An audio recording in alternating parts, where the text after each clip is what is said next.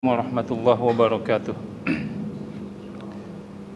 Innal hamdalillah nahmaduhu wa nasta'inuhu wa nastaghfiruh wa na'udzu billahi min syururi anfusina wa min sayyiati a'malina. May yahdihillahu fala mudhillalah wa may yudlil fala hadiyalah. Asyhadu an la ilaha illallah wahdahu la syarikalah wa asyhadu anna Muhammadan abduhu wa rasuluh. Allahumma salli wa sallim wa barik ala Muhammadin wa ala alihi wa sahbihi ajmain. Ya ayyuhalladzina amanu taqullaha haqqa tuqatih wa la tamutunna illa wa antum muslimun. Ya ayyuhan nasu taqu rabbakumul ladzi khalaqakum min nafsin wahidah wa khalaqa minha zawjaha وبث منهما رجالا كثيرا ونساء واتقوا الله الذي تساءلون به والأرحام إن الله كان عليكم رقيبا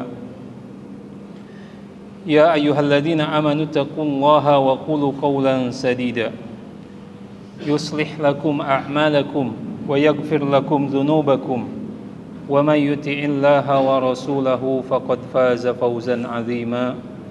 Amma ba'd, fa inna asdaqal hadithi kitabullah wa khairal hadi hadi Muhammadin sallallahu alaihi wasallam wa syarrul umuri muhdatsatuha fa inna kulla muhdatsatin bid'ah wa kulla bid'atin dhalalah wa kulla dhalalatin finnar. Kaum muslimin yang dirahmati Allah Subhanahu wa taala, setelah kita memuji Allah Subhanahu wa ta'ala dengan nama-namanya yang husna dan sifat-sifatnya yang ulia, kemudian kita pun bersalawat kepada Nabi Muhammad sallallahu alaihi wasallam, maka marilah kita bersyukur kepada Allah Subhanahu wa ta'ala atas segala limpahan kasih sayangnya kepada kita semua, termasuk nikmatnya kesempatan yang kita miliki saat ini sehingga kita bisa duduk pada malam hari ini untuk kembali menelaah sebagian ayat-ayat Allah dan sebagian sabda-sabda Rasulullah sallallahu alaihi wasallam. Dan tentunya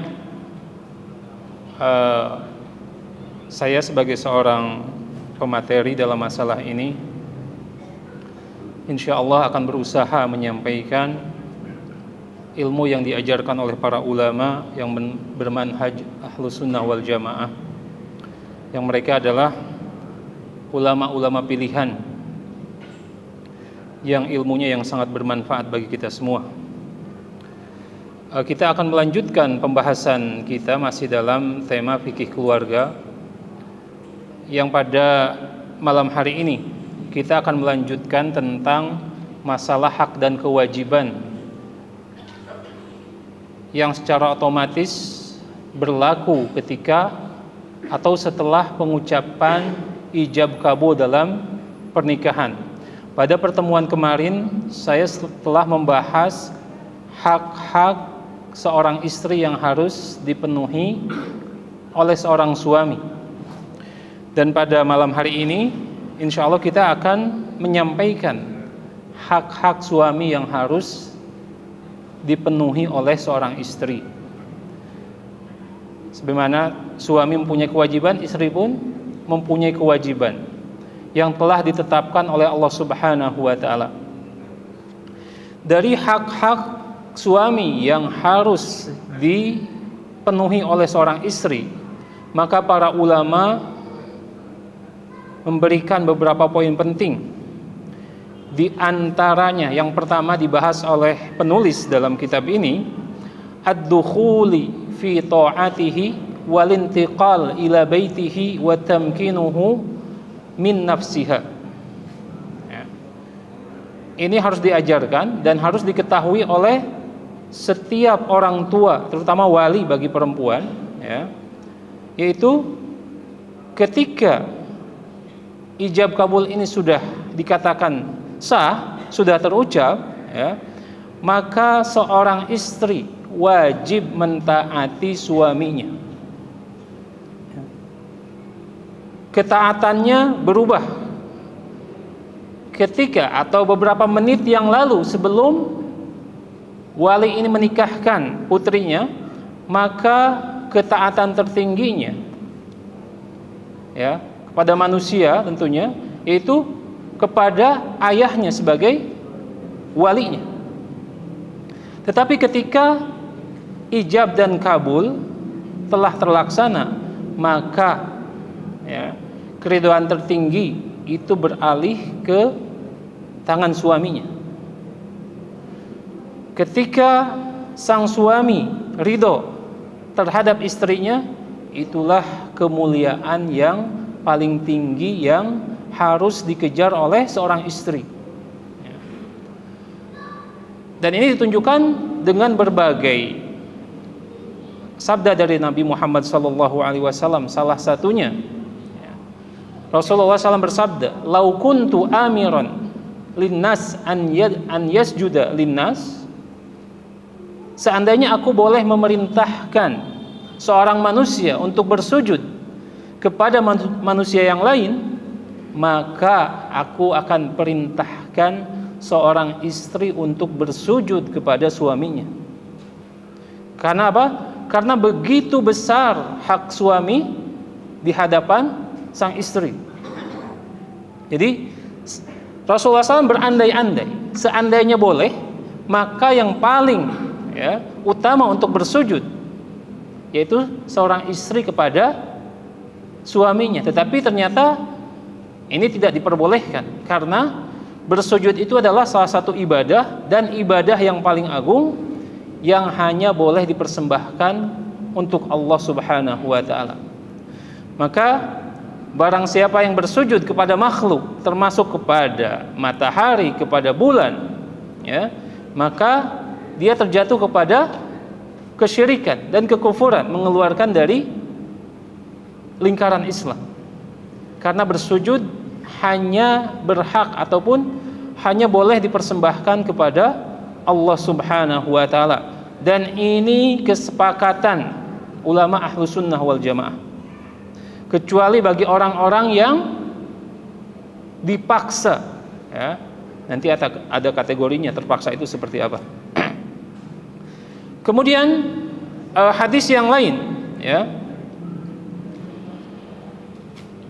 ayyuma imra'atin matat, wanita mana saja pun yang dia meninggal dunia dan suaminya ridho kepadanya, maka dia akan masuk surga Allah Subhanahu wa ta'ala. Jadi telah berpindah ketika dia single, masih gadis, keridhaan orang tuanya, keridhaan ibunya, ya, yang paling diharapkan. Tetapi ketika sudah menjadi seorang istri, maka keridhaan itu berpindah kepada suaminya, ya.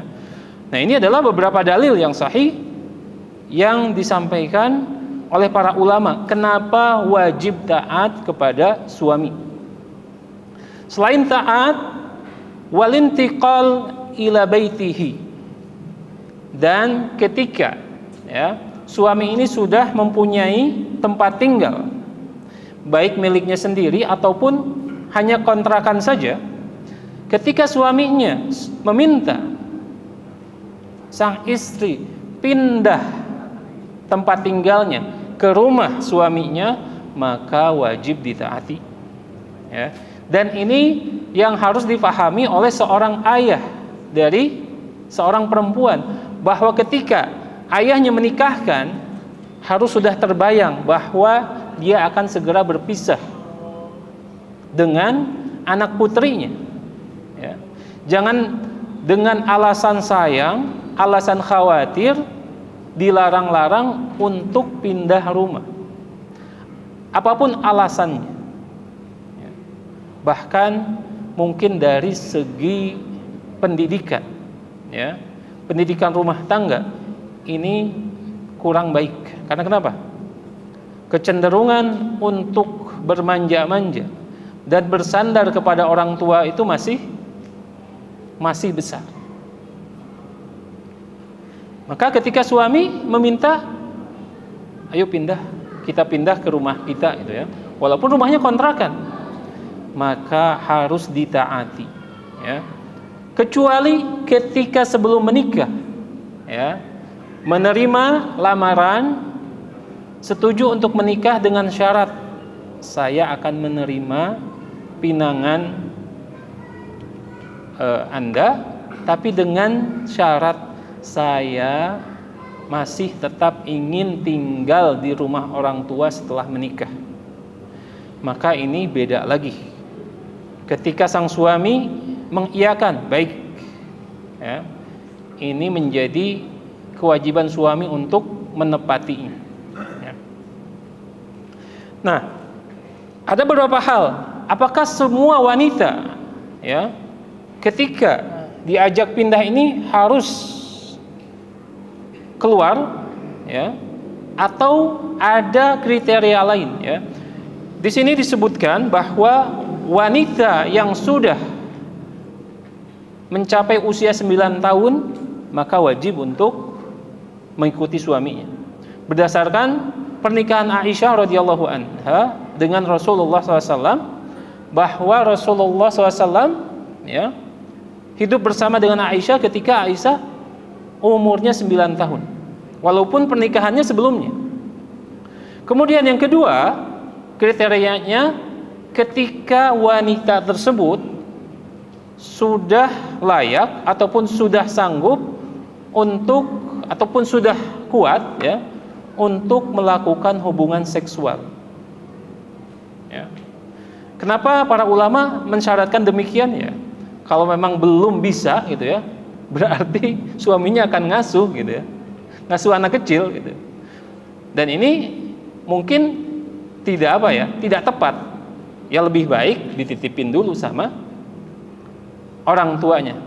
Dan dibahas seperti masalah seperti ini seperti pengandaian, tetapi memang pernikahan antara anak kecil ini terjadi baik di masa lalu ataupun masa sekarang di sebagian tempat, ya, yang jauh dari hingar-bingarnya kehidupan kota, masih banyak ketika ada dua orang tua bersepakat kita jodohkan aja, dinikahkan, bahkan usia mereka di bawah usia baligh.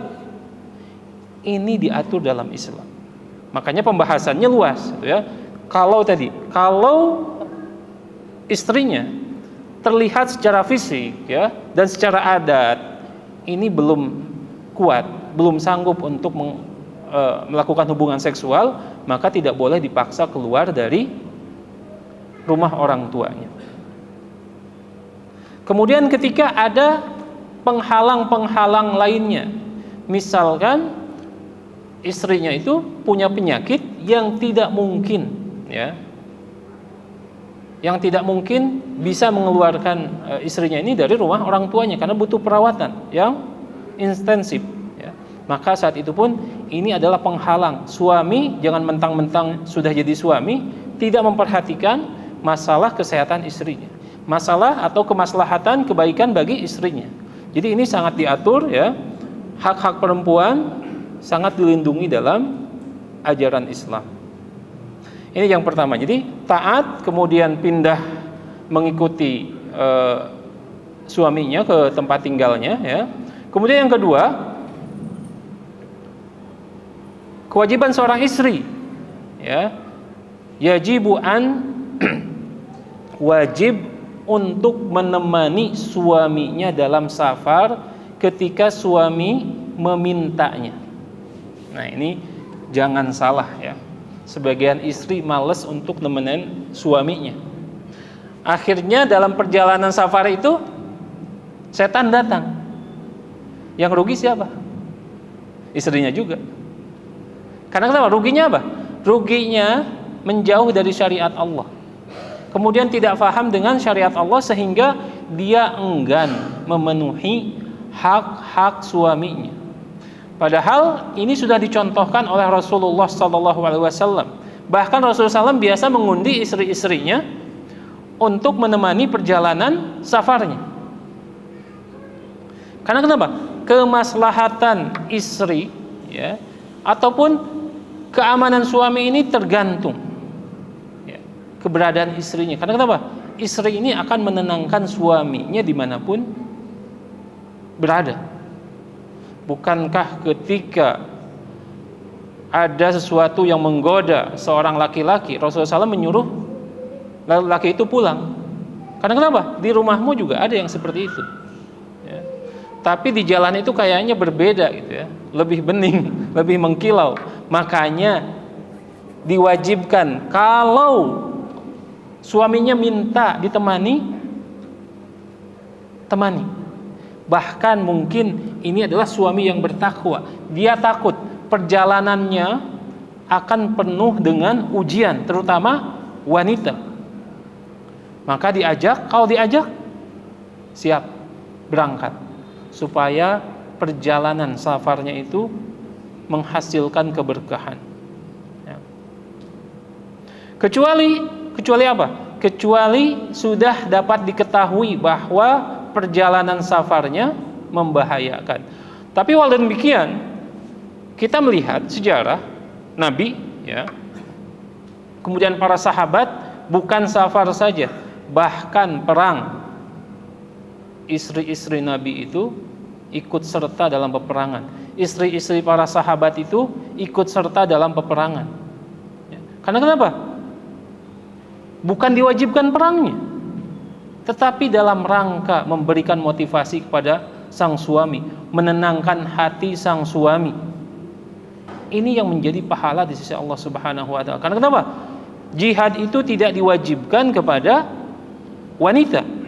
Karena jihadnya wanita itu, kata Rasulullah SAW apa? Umratu wal hajj. Berumrah dan haji. Tetapi dalam rangka memotivasi, dan orang yang paling mengerti tentang suaminya adalah istrinya. Inilah kenapa mereka ikut serta dalam peperangan, agar mereka bisa memberikan kebaikan, kontribusi dalam perjuangan suaminya. Kecuali sudah diketahui bahwa misalkan kalau melakukan perjalanan safar ke tempat itu banyak begalnya, kondisinya tidak aman, banyak pelaku kejahatan, maka ini jadi pertimbangan yang tadinya wajib tidak menjadi wajib, ya. Dan suami harus paham tentang masalah ini. Beda ya, rasa takut seorang laki-laki dengan rasa takut seorang perempuan, ya. Yang harus diselami, ya. Apalagi ketika awal-awal membina rumah tangga, kita saling mengenal. Oh ternyata istri kita tuh sedikit trauma dengan masalah ini dan masalah itu. Jangan sampai memancing trauma itu. Jadi walaupun wajib, maka sang suami harus fleksibel dan harus mengetahui bagaimana keadaan istrinya. Kemudian yang selanjutnya yang penting, ya, laisa laha al-khuruj min darihi bi ghairi iznihi walau li ziyarati walidayha aw waladiha min ghairihi. Dan seorang istri tidak boleh keluar rumah kecuali dengan izin suaminya, walaupun untuk berziarah kepada kedua orang tuanya atau ingin menengok anaknya ketika sang istri ini adalah janda, sudah mempunyai anak sebelumnya.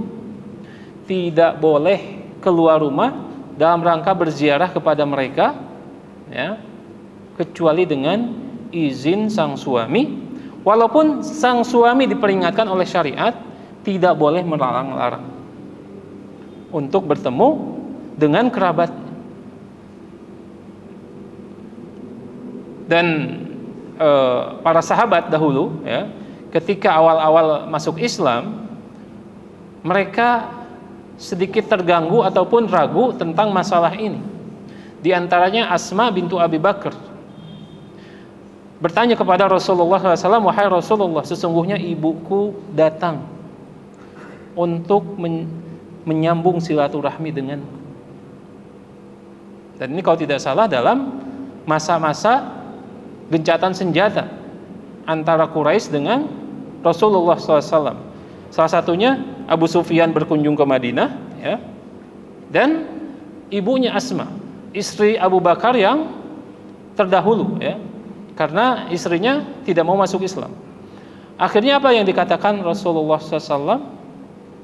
Silahkan sambung silaturahmi dengan ibumu dan berbuat baik kepadanya.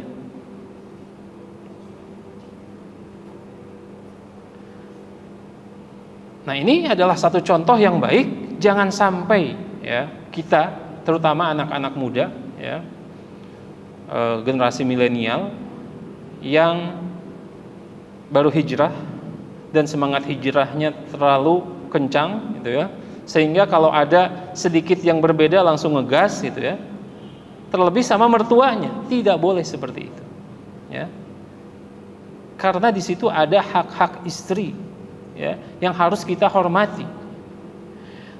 Dan secara umum menghormati orang tua itu adalah bagian dari sunnah Rasulullah SAW, bukan bagian dari golongan kami yang tidak menghormati orang yang lebih tua dan tidak menyayangi orang yang lebih muda. Ini adalah bagian akidah dari Rasulullah SAW. Oleh karena itu penting menggali ilmu, sehingga apa? Ilmu ini akan mempengaruhi akhlak kita, mempengaruhi tingkah laku kita, komunikasi kita, muamalah kita. Ya. Sehingga ketika ada masalah kita tidak terlalu kaku, karena semua sudah ada di otaknya. Oh, kalau seperti ini maka harus seperti ini. Karena Quran itu apa? Quran itu kan kamus kehidupan. Ketika ada masalah, oh di sini letaknya, di sini letaknya. Dan hadis-hadis Rasulullah SAW sebagai penjabarannya, penjelasannya. Kemudian yang selanjutnya, ta'atu zawjiha idza talabaha listimta'i fi ayyi waqtin ala ayyi sifatin kanat madama aljima fil qubul. Ya. Jadi seorang istri wajib mentaati suaminya ketika apa? Ketika suami mengajak hubungan suami istri, hubungan seksual. Waktunya kapan saja, kemudian gayanya apa saja, selama apa? Selama dia berhubungan seksual dari arah kubulnya ataupun dari kemaluannya. Ya. Dan dilarang untuk berhubungan seksual dari belakang, ya, karena ada beberapa larangan dari Rasulullah Sallallahu Alaihi Wasallam tentang masalah ini. Ya. Berkaitan dengan hubungan seksual ini, tentu Islam memandangnya sebagai sebuah ibadah. Ya. Kenapa? Berdasarkan banyak ayat, kemudian hadis salah satunya. Fi bud'i ahadikum, dalam Arba'in An-Nawawiyah ya, disebutkan fi bud'i ahadikum shadaqah. Dan kata Rasulullah SAW, dan ketika kalian mencampuri berhubungan seksual dengan istri kalian, itu adalah sedekah, yaitu ibadah. Kata para sahabat, ya Rasul, kok bisa hubungan seksual dikategorikan ibadah? Iya. Karena kenapa? Karena kalau engkau melakukannya bukan di tempatnya, artinya berzina dengan orang lain, itu kan dosa. Dosa tidak? Dosa. Iya. Nah, ketika kalian menyalurkannya sesuai dengan perintah Allah, maka di situ ada pahala. Ini yang dimaksud dengan sedekah. Makanya kan, nah, momennya pas malam Jumat selalu menyebut ibadah ataupun sunnah Rasul ya. Ini salah satu dalilnya. Kemudian dalil yang lain, man ghassala waghtasala yaumal jum'ah, barang siapa yang mandi dan membuat istrinya mandi pada hari Jumat ya, kemudian berangkat menuju salat Jumat, maka dia akan mendapatkan pahala yang sangat besar. Ini ada aturan mainnya. Subhanallah, Islam itu agama yang sempurna. Saya tidak menyebutkan sangat sempurna, karena kenapa? Sudah cukup sempurna. Kalau sangat sempurna berarti ada agama yang lain sempurna, ya. Tapi cukup, Islam itu sempurna, sempurna sampai dalam masalah ini, masalah yang pribadi, privasi, kita diatur, tidak boleh melakukan ini dan itu, ya. Kemudian berkaitan dengan hal ini ada sebuah ayat, ini harus dihafal oleh bapak-bapak, ibu-ibu. Ayat 222 Al-Baqarah ya, mudah ya, 22.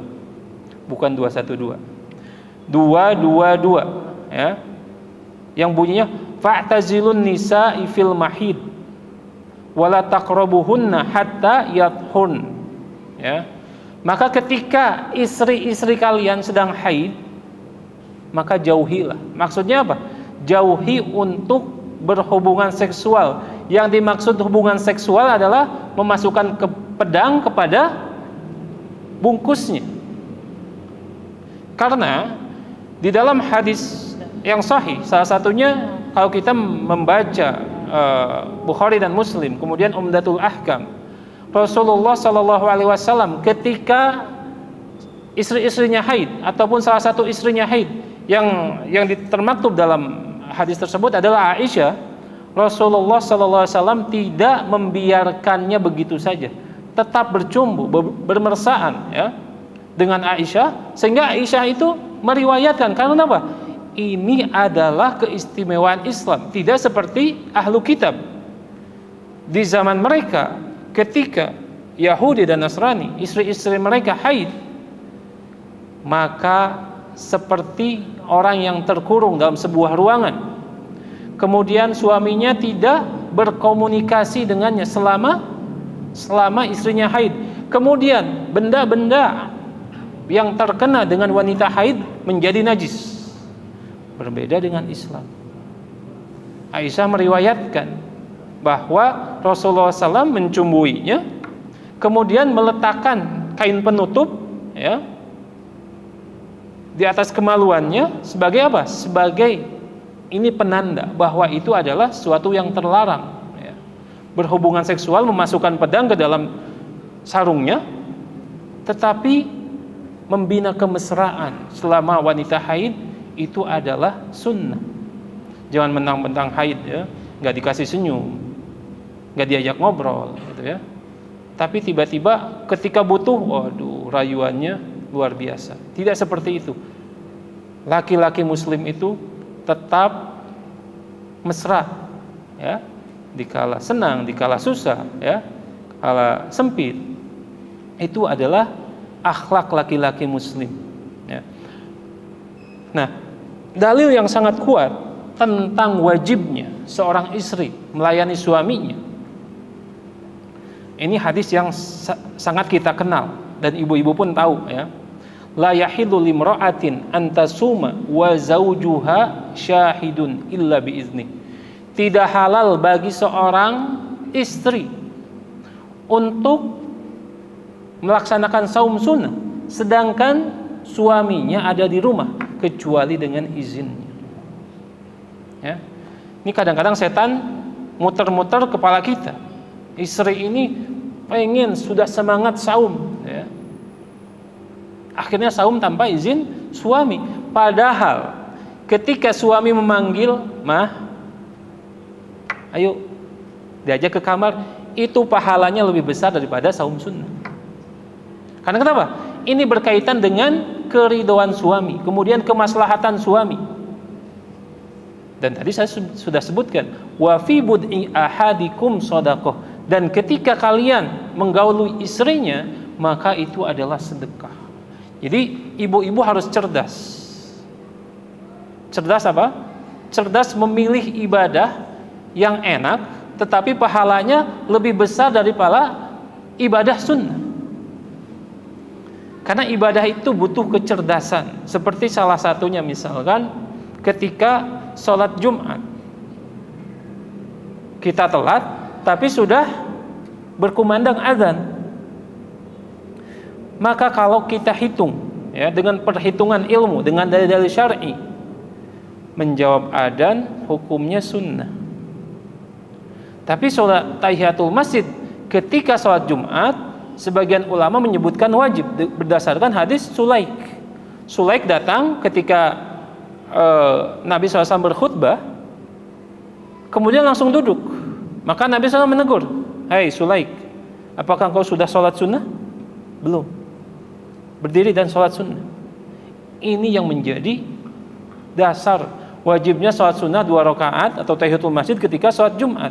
Nah, ketika ditimbang mana yang lebih atau harus kita dahulukan, yang wajib. Maka ketika sudah azan berkumandang langsung sholat. Karena kenapa? Tadi pertama itu dalilnya, kedua mendengarkan khutbah itu wajib. Ya. Begitu pula dengan ibadah-ibadah yang lain membutuhkan kecerdasan, jangan sampai kita tuh bercapek-capek tetapi hasilnya sedikit. Ya. Inilah yang menjadi rahasia para pengusaha. Pengusaha itu kerjanya ringan gitu. Karena memeras otak. Berbeda dengan pegawainya. Banyak kerjanya, banyak actionnya, tapi gajinya gedean siapa gitu ya. Nah, begitu pula dalam beribadah, jangan sampai kita tertipu dengan banyaknya aktivitas ternyata hasilnya tidak seberapa. Ini salah satunya tadi, meninggalkan saum sunnah untuk melayani suami, itu hasilnya pahalanya lebih besar di sisi Allah Subhanahu wa taala. Wala ta'zan fi baitihi illa biiznihi. Tidak boleh seorang istri memasukkan orang lain kecuali ke dalam rumahnya kecuali dengan apa? Dengan izin suaminya. Dan ini yang banyak tidak difahami oleh kerabat sang istri. Ya. Oke, kalau rumahnya mungkin besar gitu ya, berkunjung, kemudian izin menginap, tidak masalah. Ini sudah rumahnya sempit, mau menginap, maka sang tamu akan melihat sebagian aurat istri, sebagian kehidupan yang bersifat privasi, dan ini sangat dijaga oleh syariat Islam. Bahkan ketika ada seorang yang bertamu, tuan rumah tidak siap untuk menerimanya, maka boleh tuan rumah memberikan pilihan, boleh enggak kalau nanti datang lagi 2 jam lagi, atau boleh enggak kembali besok. Sang tamu tidak boleh kecewa. Karena kenapa? Ini ditegaskan dalam syariat kita.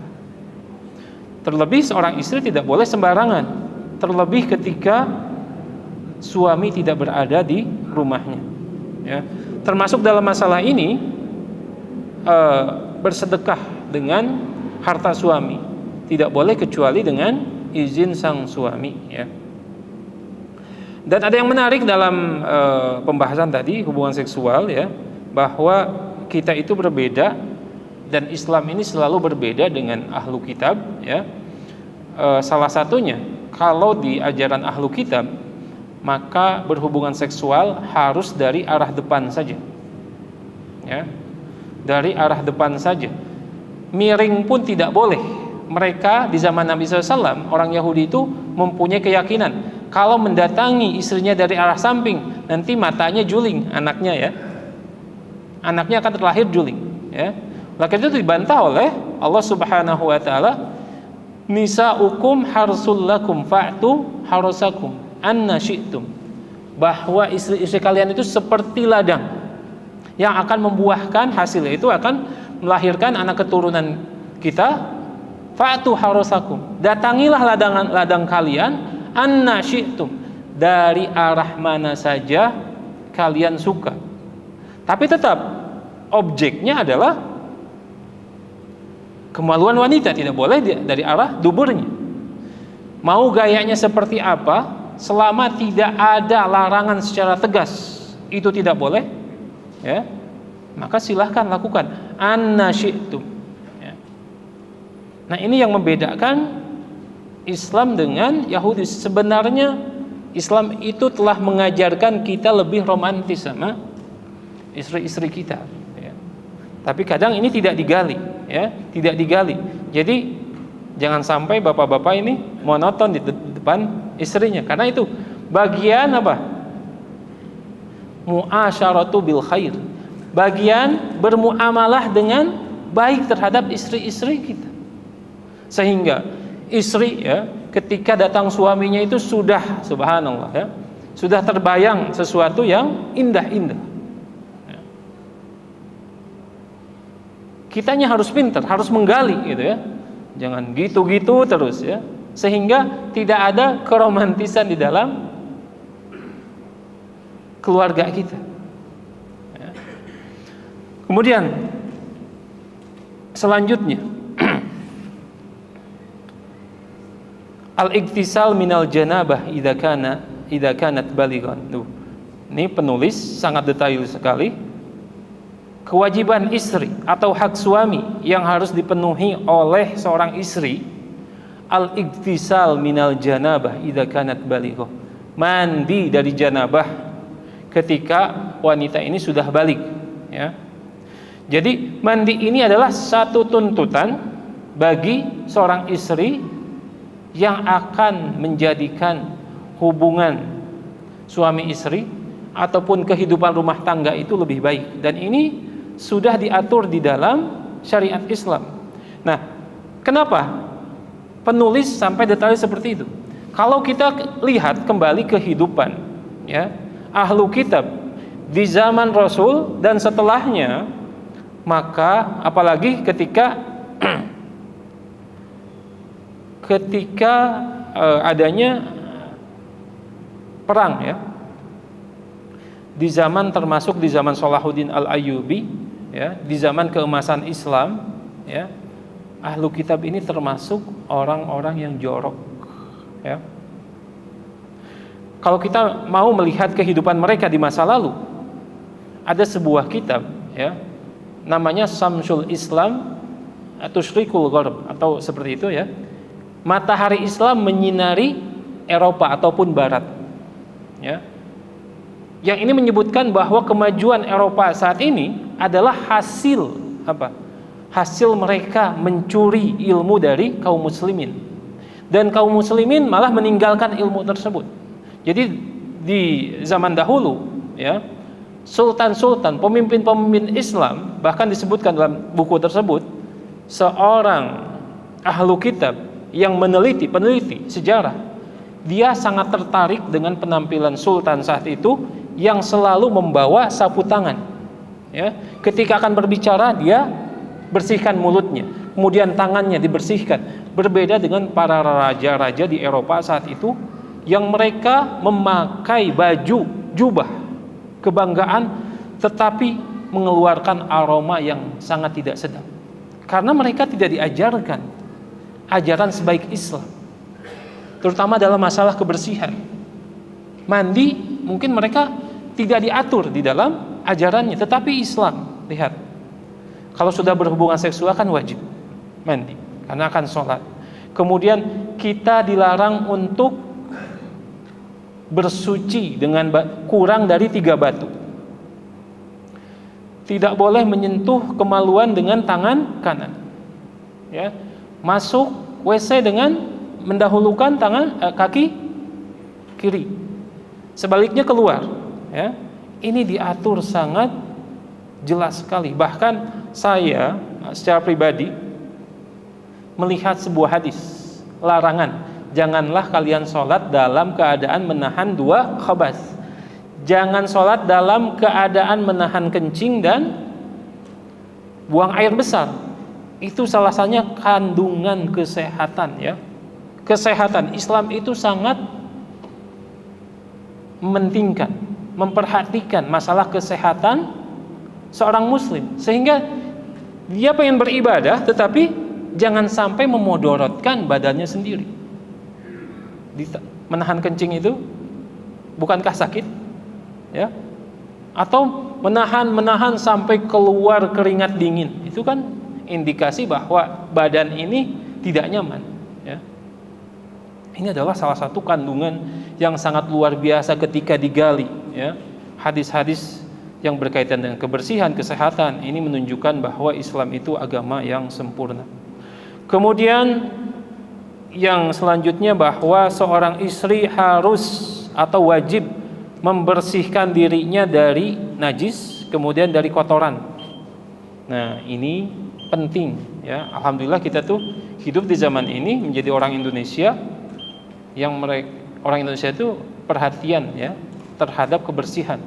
Tapi kalau kita bandingkan dengan kehidupan bangsa-bangsa yang lain, terutama bangsa-bangsa yang terpencil, kemudian Islam belum masuk ke tempat itu, maka kita akan melihat bahwa beruntungnya kita menjadi seorang muslim yang diajarkan segala sesuatu oleh Nabi Muhammad SAW. Mungkin ini yang bisa disampaikan, nanti insya Allah kita lanjutkan sedikit setelah salat Isya. Hada wa sallallahu ala nabiyyina Muhammadin wa ala alihi wa sahbihi ajmain wa akhiru da'wana alhamdulillahi rabbil alamin. Para jamaah yang dirahmati Allah Subhanahu wa taala, sedikit kita lanjutkan masih mengenai hak-hak suami yang harus dipenuhi oleh istri. Yang selanjutnya ya, ini masih berkaitan dengan kebersihan juga. Ada mutanawuli kulli ma lahu raihah karihah. Seorang istri tidak boleh memakan makanan yang mengakibatkan nafasnya mengeluarkan bau yang tidak sedap, kecuali dengan izin suaminya. Ya, seperti apa? Basal ya, basal itu bawang.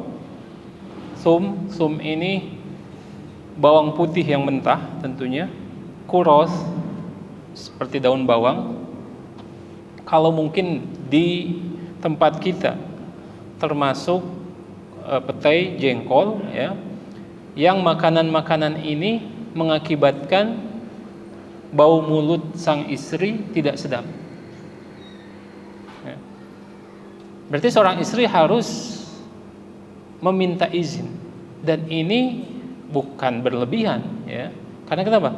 Salah satu sifat dari istri yang salehah ini selalu timbangannya adalah keridhaan suami, kenyamanan suami, kebahagiaan suami. Ketika bau yang dikeluarkan dari mulut sang istri membuat suami tidak nyaman, ini akan berpengaruh kepada beberapa hal ya. Jadi sebaiknya meminta izin kepada suami, dan begitu pula suami ya. Kan salah satu kategori lelaki yang baik, suami yang terbaik di antara kalian adalah yang paling baik terhadap istri. Jadi bukan satu arah saja, bahkan suami pun begitu terhadap istri. Jangan mendatangi istri dengan penampilan yang lusuh ya, yang kotor, kemudian tidak memperhatikan penampilannya dengan baik ya. Kalau bisa tampil di hadapan istri itu dengan penampilan yang spesial ya. Istri pengen ngelihat kita pakai baju apa malam itu ya. Kan bapak-bapak juga suka request sama istrinya, "Ma, nanti pakai baju ini ya." Karena kenapa? Kalau mama pakai baju itu sesuatu gitu ya. Begitu pula kita tanya istri kita, atau ada request dari istri kita, "Pak, nanti malam pakai baju yang ini." Pakai untuk menyenangkan pasangan kita, dan insya Allah terkategori sebagai ibadah, dan terkategori dalam kandungan hadis tadi, khairukum li ahlihi wa ana khairukum li ahli. Yang terbaik di antara kalian adalah yang paling baik kepada istrinya ataupun keluarganya, dan aku adalah orang yang paling baik terhadap keluargaku. Standar kebaikan seorang suami bukan di kantornya, bukan di lapangan, bukan di jalan, tetapi di rumahnya ya. Nah, ini harus diperhatikan mulai dari sekarang. Menjaga kesehatan mulut, kebersihan mulut, ini adalah bagian dari syariat Islam. Makanya ketika Aisyah ditanya oleh para muridnya atau para sahabat yang lain, "Wahai Ummul Mukminin, kebiasaan apa yang dilakukan oleh Rasulullah SAW ketika pertama kali masuk rumah?" Maka dijawab Rasulullah SAW kalau masuk rumah itu bersiwak. Karena kenapa? Dia akan berkomunikasi dengan istri-istrinya. Ini adalah bagian dari tadi satu kesatuan menjadi suami terbaik di hadapan Allah Subhanahu wa taala. Kemudian yang selanjutnya, wajib khidmatu zaujiha ala majarat bihi al-adah min amsalihha bil ma'ruf. Seorang istri harus membantu suami sebagaimana yang terjadi atau yang biasa terjadi dalam sebuah kehidupan masyarakat. Kalau di kita, katakanlah di Jakarta, membantu suami misalkan mencucikan pakaian, setrika, menyiapkan makanan, ya, berarti itu adalah bagian dari kewajiban yang harus dilaksanakan oleh seorang istri untuk suaminya. Dan seorang istri harus menyadari bahwa itu adalah ibadah untuk menggapai keridhaan suami, sehingga ketika suami ridha, Allah ridha terhadapnya. Jangan sampai lupa seorang istri ketika masak, hadirkan rasa ini, ya, rasa kalau atmosfernya ibadah, maka dia akan benar-benar ketika menuangkan bumbu tidak akan terlalu asin, kemudian tidak akan memasukkan zat-zat yang berbahaya. Karena kenapa? Ini dia sedang beribadah untuk menyenangkan suaminya agar suami ridho terhadapnya. Begitu pula mengurus rumah, misalkan membersihkan, ya, ngepel dan yang lainnya. Ini adalah bagian kewajiban. Kalau dari satu komunitas ataupun tatanan masyarakat itu disepakati adalah bagian dari kewajiban yang harus dilaksanakan oleh seorang istri, itu menjadi kewajiban. Jangan ragu bagi seorang istri untuk mengerjakannya. Dan begitu pula ketika suatu masyarakat terbiasa menggunakan asisten rumah tangga. Ini sudah saya sampaikan di pertemuan sebelumnya bahwa itu adalah bagian dari nafkah seorang suami, ya. Kemudian selanjutnya, dan ini penting, la yajuz an tuajjar nafsaha li amalin au rada'in bi ghairi izni zaujiha.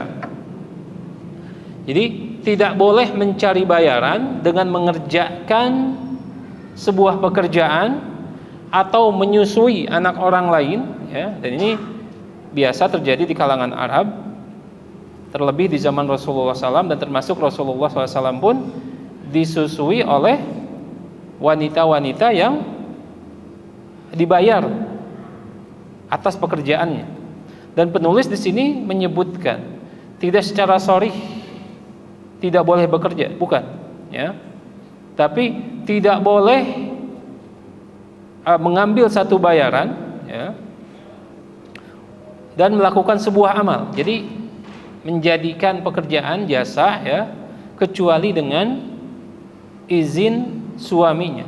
Termasuk dalam masalah ini berarti bekerja, ya. Bekerja, seorang wanita bekerja di luar rumah, ketika wanita ini sudah bersuami, maka hendaknya mencari ataupun meminta izin kepada suaminya terlebih dahulu. Karena kenapa? Tadi seluruh keridhoannya, seluruh kehidupannya seorang istri itu adalah milik suaminya. Milik suaminya. Jadi ketika pekerjaannya diizinkan oleh sang suami, maka sang suami pun tidak berhak nanti menuntut, ya, karena ini sudah diizinkan.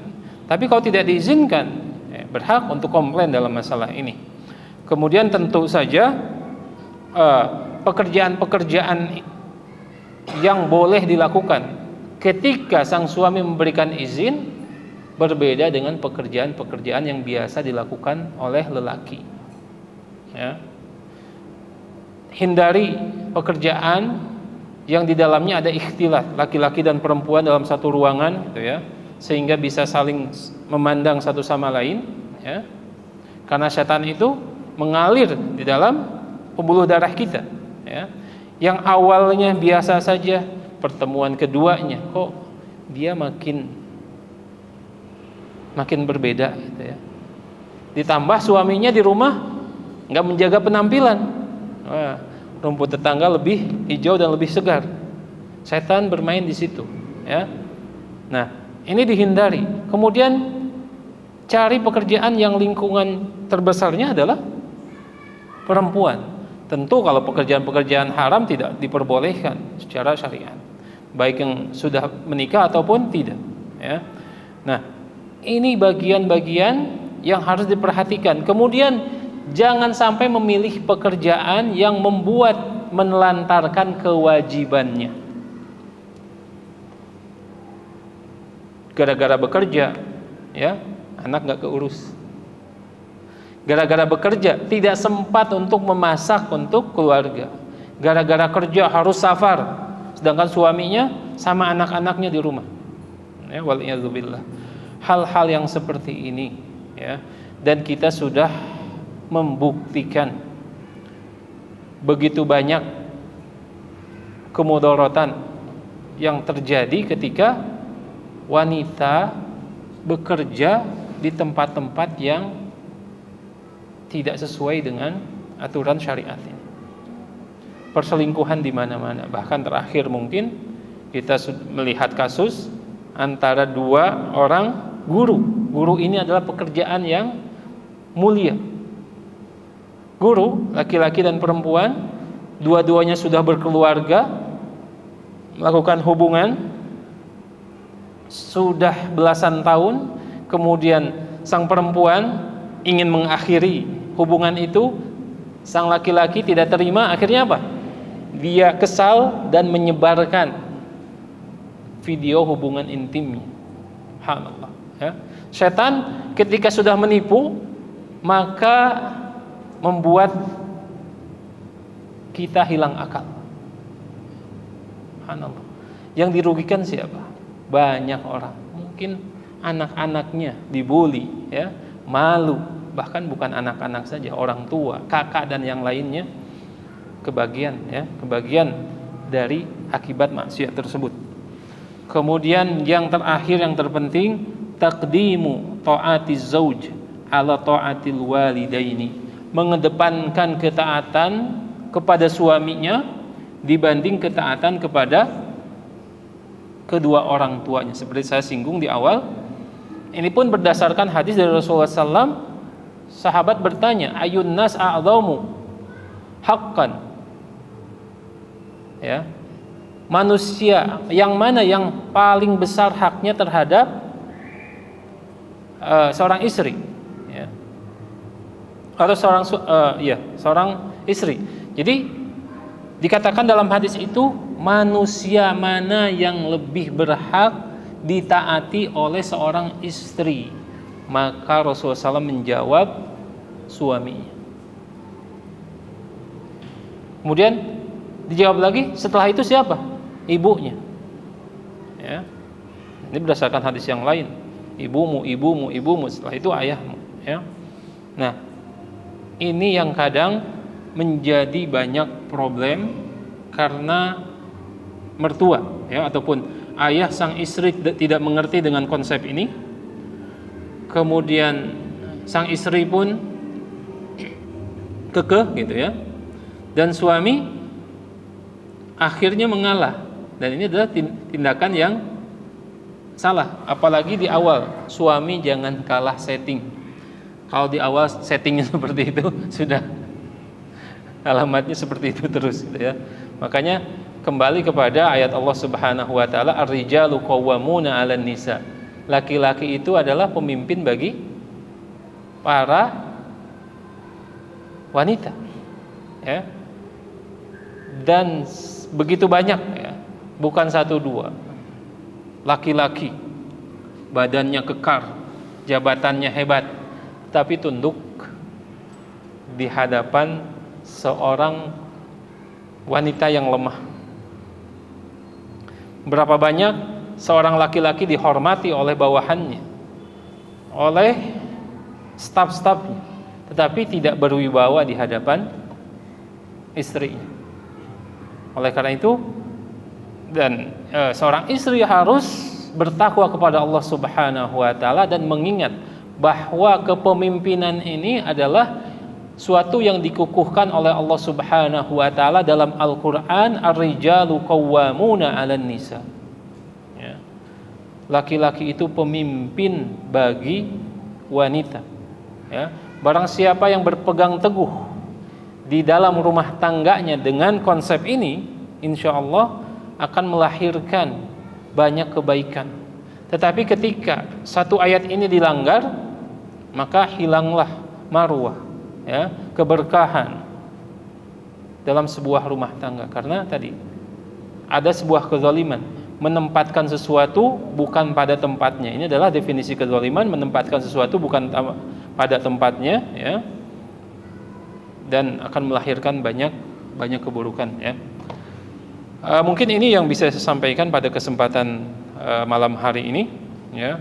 Mudah-mudahan apa-apa yang telah kita sampaikan berupa ayat Allah Subhanahu wa taala dan sabda-sabda Nabi SAW, kemudian penerangan dari para ulama yang bermanhaj Ahlus Sunnah wal Jamaah, menjadi ilmu yang bermanfaat bagi kita semua, dan kita termasuk orang-orang yang ditolong oleh Allah Subhanahu wa taala untuk mengamalkan ilmu-ilmu yang telah kita pelajari. Kesempurnaan hanya milik Allah Subhanahu wa taala. Kita akhiri, subhanakallahumma wa bihamdika asyhadu an la ilaha illa anta astaghfiruka wa atubu ilaik. Assalamualaikum warahmatullahi wabarakatuh. Jika ada yang mau disampaikan dalam bentuk nasihat, masukan, ya, atau bahan diskusi, maka dipersilahkan.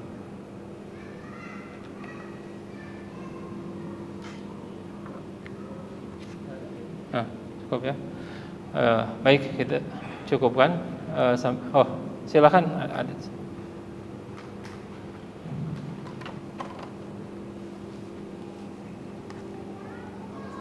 Silakan. Apakah seorang suami akan terhukumi berdosa jika misalnya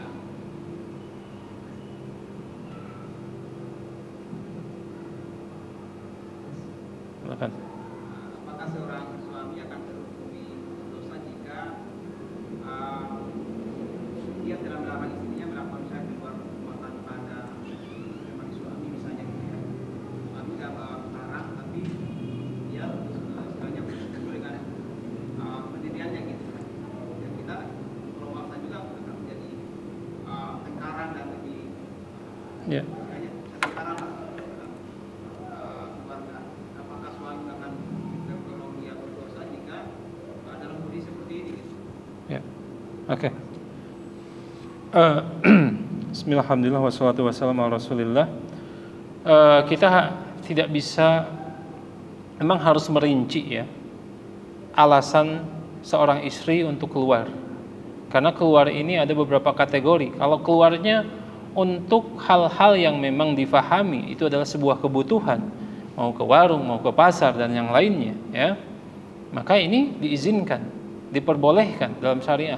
Bahkan ketika masa iddah, seorang perempuan mengadu kepada Nabi Muhammad SAW, ya Rasul, saya sedang dalam masa iddah, tapi tidak ada orang yang akan memberikan nafkah kalau saya tidak pergi ke ladangnya, ya. Maka diizinkan oleh Nabi SAW untuk pergi ke ladangnya karena dia butuh untuk menafkahi dirinya dan anak-anaknya. Nah, ketika ini adalah difahami dan disepakati bahwa itu sesuatu yang wajar, ya, dan tidak menimbulkan pelanggaran dalam syariat, maka diizinkan, diperbolehkan. Tapi ketika misalkan kasusnya karena suami melarang, ada hal-hal, ada kemaslahatan atau kemudaratan yang akan terjadi ketika bersih tegang, ya, tidak mau tunduk kepada perintah suami, ini istri bisa terjatuh kepada kategori nusuz, ya. Nusuz itu adalah keluar dari ketaatan kepada suami yang mengakibatkan ada beberapa konsekuensi.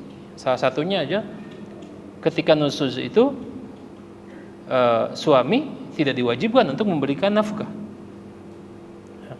terputus itu sampai wanita ini bertobat kembali kepada ketaatan kepada suaminya. Dan nusuz itu banyak indikasinya, ya. Tidak boleh menghukumi satu saja. Banyak indikasinya. Kalau dalam masalah rumah tangga pun harus dilihat dari latar belakangnya. Makanya banyak sekali orang yang curhat untuk masalah rumah tangga. Saya dikenalkan dengan pasangannya. Karena kenapa?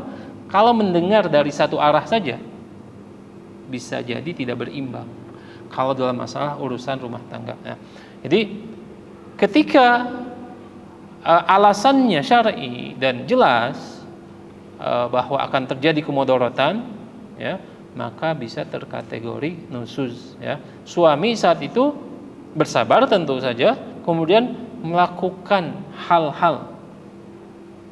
beberapa hal, di antaranya mediasi. Kan nanti ada urutannya. Ketika istri nusuz itu pertama diberikan nasihat, ya. Nasihat bisa secara langsung atau memanggil orang tuanya atau memanggil orang-orang yang dianggap terhormat oleh istri. Kemudian ketika nasihat ini sudah diberikan tidak berubah, nanti pisah ranjang.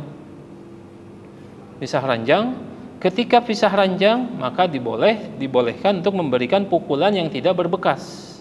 Baru setelah itu baru memutuskan hal-hal yang lainnya, tapi harus berkonsultasi dengan kantor urusan agama dalam masalah ini di tempat kita, gitu ya. Dan tentu semua orang diuji, ya. Dan meski demikian Rasulullah SAW tetap memotivasi. Dalam kondisi ini pun tetap dimotivasi untuk tetap menjadi suami terbaik di dalam rumahnya. Artinya apa? Tidak boleh melakukan kekerasan dalam rumah tangga. Dan kekerasan itu kan bisa bentuknya verbal, kemudian bisa fisik. Ini tidak pernah dibenarkan di dalam ajaran Islam. Wallahu a'lam. Silakan. Waalaikumsalam warahmatullahi wabarakatuh.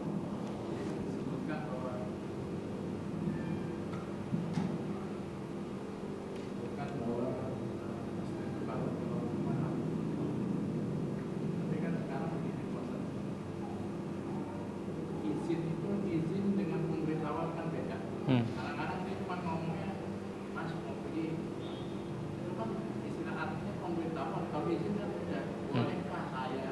Bukan minta izin. Nah, itu bagaimana Pak Ustaz? Oke. Banyak hal-hal dalam syariat Islam itu yang akhirnya, ya, syariat Islam mengembalikan kepada uruf. Kalau dalam bahasa fikih atau usul fikih, kita mengenal istilah uruf. Uruf ini adat kebiasaan yang berlaku di tempat tersebut, ya. Kalau memang dalam kebiasaan masyarakat tertentu yang dipandang, ini kan pemberitahuan, tapi kita sudah tahu membaca bahwa ini adalah izin, maka ini dikategorikan izin, ya. Tetapi ketika beda, misalkan, oh enggak, di tempat saya harus seperti itu. Nah, ini dikembalikan kepada urufnya, adatnya, ya.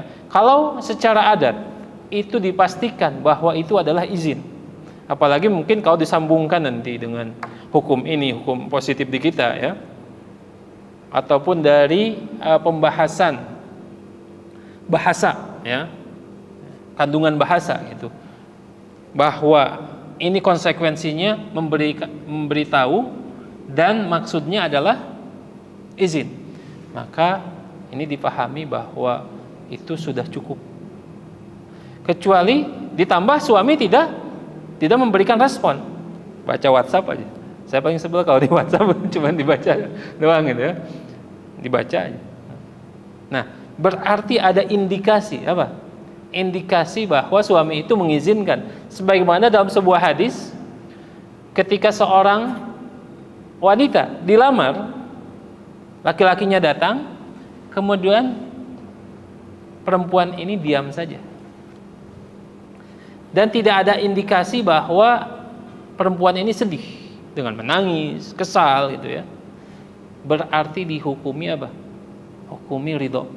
Oh, diterima. Makanya anak-anak Nabi kan, kalau gordennya nggak bergerak, kata Nabi, fulan datang untuk melamarmu. Gimana menurut kamu? Kalau gordennya nggak bergerak, berarti ridho.